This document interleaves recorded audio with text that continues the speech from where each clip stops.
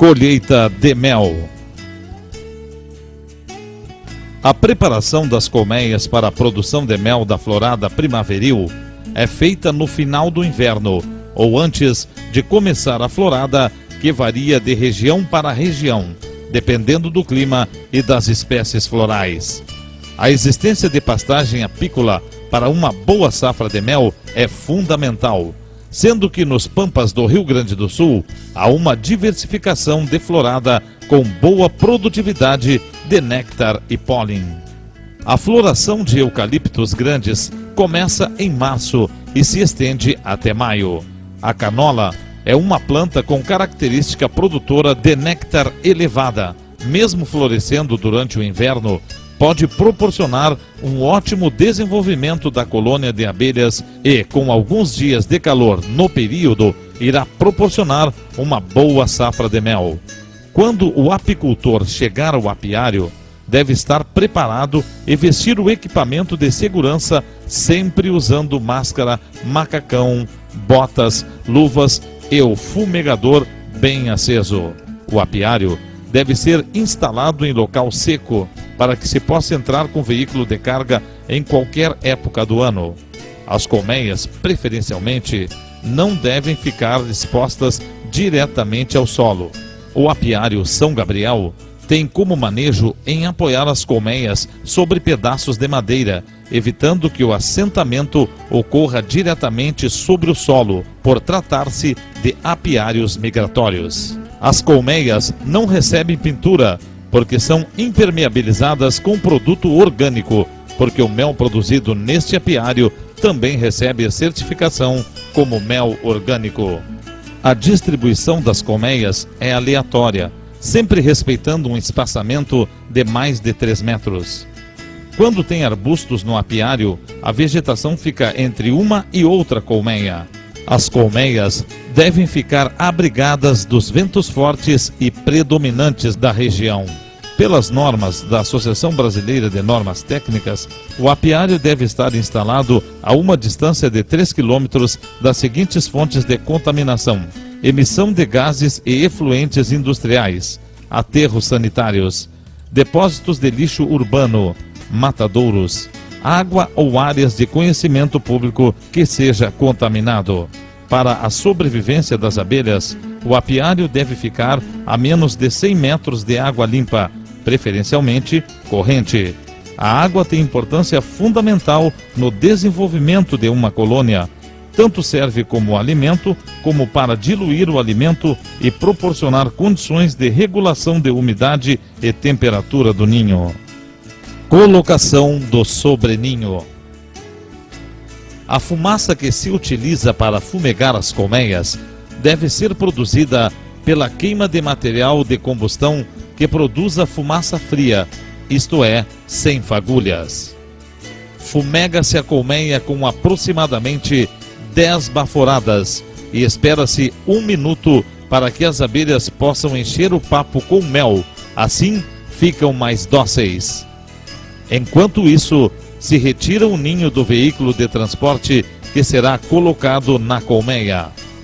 A colocação do sobreninho deve ser efetuado após diagnosticar o potencial da colmeia. A colmeia deve apresentar, no mínimo, 8 quadros cobertos por abelhas. Preferencialmente, a colmeia deve possuir cera construída na face interna da tampa.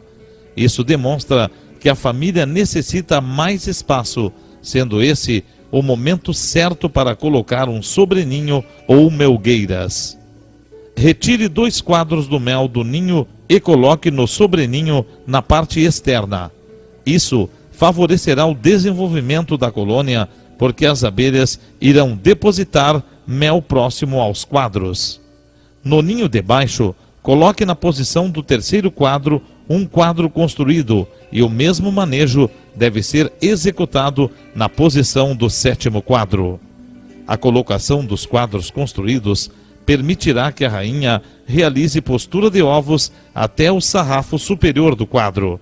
Após 7 dias, transferir os quadros da posição 3º e 7º, que estarão preenchidos com cria, para a lateral do ninho. Isso permitirá o bloqueio do mel e pólen no ninho. Os 2 quadros que apresentarem favos com características indesejadas devem ser colocados no sobreninho para serem descartados posteriormente. Essa técnica deverá ser repetida dentro de 14 dias.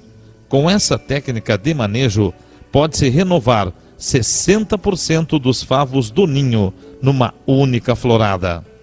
As colmeias podem produzir mel e, ao mesmo tempo, pode-se instalar caça-pólen, destinado à produção de pólen, desde que o manejo seja efetuado com técnica e gerenciamento controlado. Colocação de melgueiras. Todas as colmeias do apiário estão com sobreninho. Agora, deve-se fazer inspeção para que possamos averiguar se há a necessidade de colocar mais sobreninho ou melgueiras.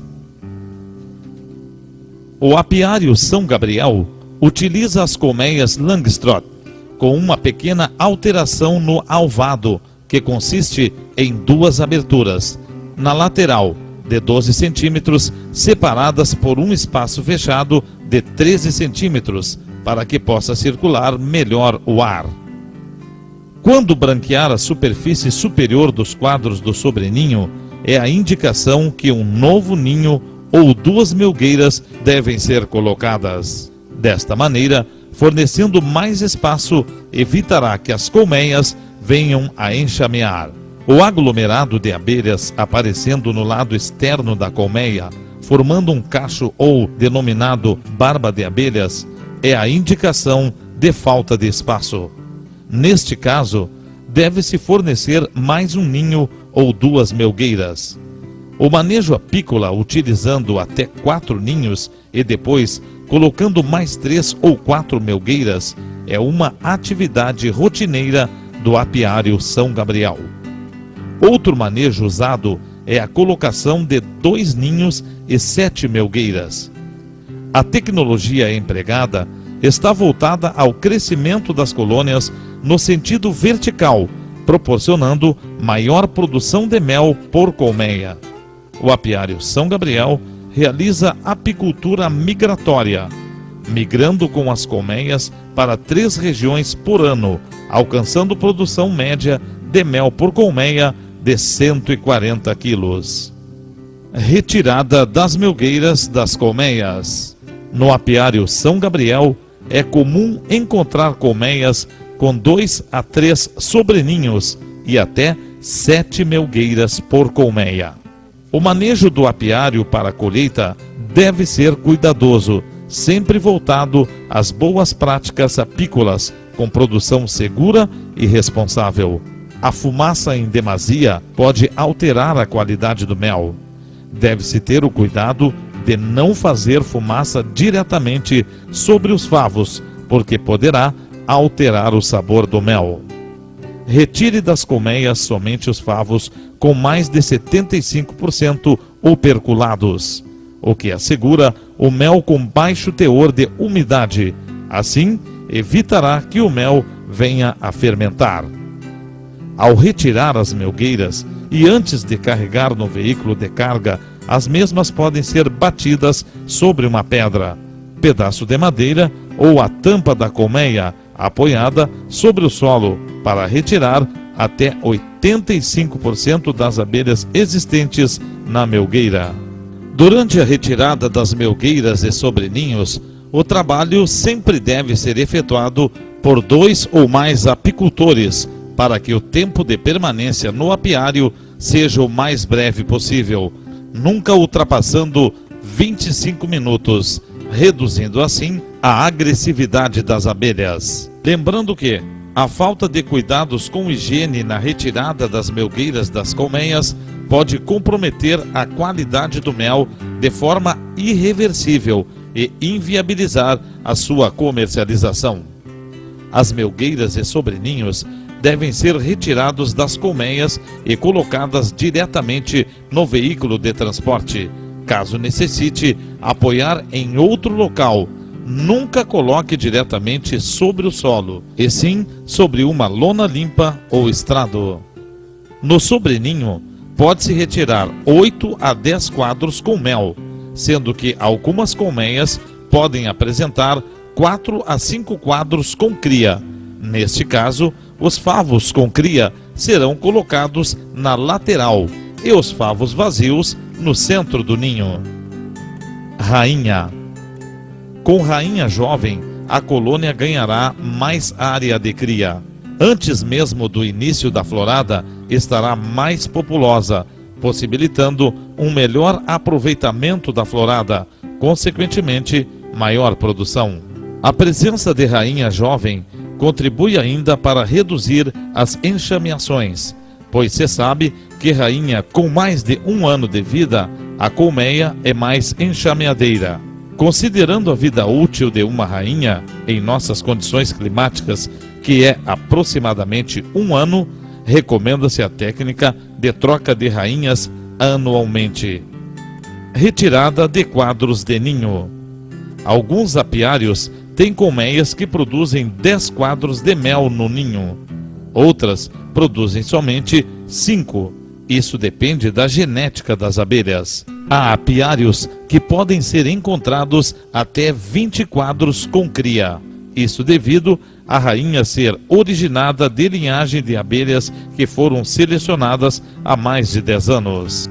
O sobreninho está com os quadros todos com cria e pode-se verificar poucos favos de zangão. Isso porque são usadas rainhas jovens e fornecido muito espaço à colônia. A cria ocupa todo o espaço dos quadros do ninho, o que demonstra que a rainha, além de jovem, é de boa qualidade e o manejo apícola correto. A demonstração do quadro com cria operculada ocupando toda a área do quadro do ninho demonstra o ótimo desempenho da rainha quando submetida ao manejo perfeito e condições de florada satisfatório. Alguns quadros estão tomados com cria e apresentam na barra superior pequeno filete de mel operculado, o que denota que o alimento deve estar próximo da área de cria. Os 2 ninhos que formam a colmeia estão em uso há muitos anos, o que denota que a madeira de eucalipto é de ótima qualidade, considerando também o seu baixo custo. Carregando melgueiras. A colmeia, com um ninho mais um sobreninho e 7 melgueiras, deve ser fumegada e imediatamente retirada as melgueiras. Quando um outro favo não estiver totalmente operculado, também será transportado para a sala de centrifugação, oportunidade que será separado para que seja centrifugado e esse mel guardado para posterior alimentação das abelhas. As melgueiras são retiradas da colmeia e batidas na tampa da mesma, que está apoiada sobre e colocadas diretamente no veículo de transporte, sendo que na sequência o veículo deve ser movimentado por alguns minutos dentro do apiário para que as abelhas possam abandonar as melgueiras, enlonando o veículo de carga. Antes de carregar as melgueiras, é importante verificar se o veículo de carga está preparado para receber as mesmas. O veículo deve estar com assoalho limpo, bem como as lonas, porque estamos tratando de alimento que é consumido ao natural e devemos cuidar para que não ocorram contaminações. Depois de completada a carga, o veículo deve ser enlonado com lona antipilhagem. Neste caso, se usa Sombrit. Posteriormente, colocar a sobrelona para que o mel fique livre de agentes contaminantes presentes na poeira que possa ocorrer nas rodovias.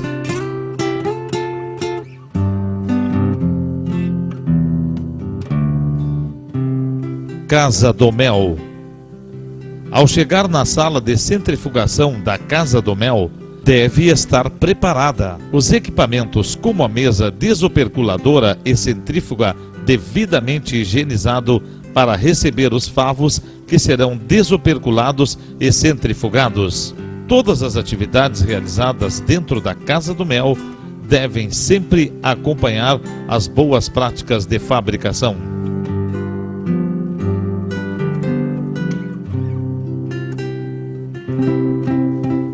Desoperculação.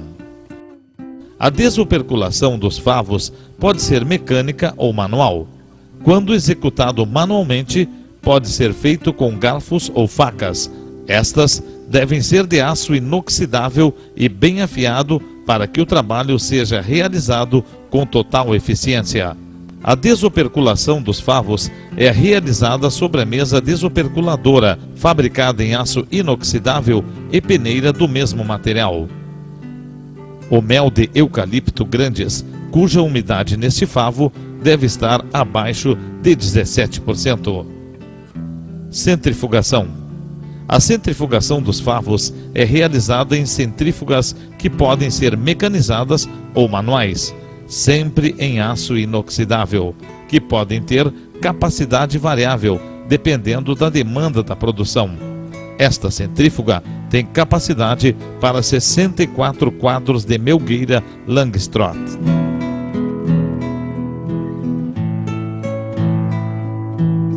Filtragem do mel.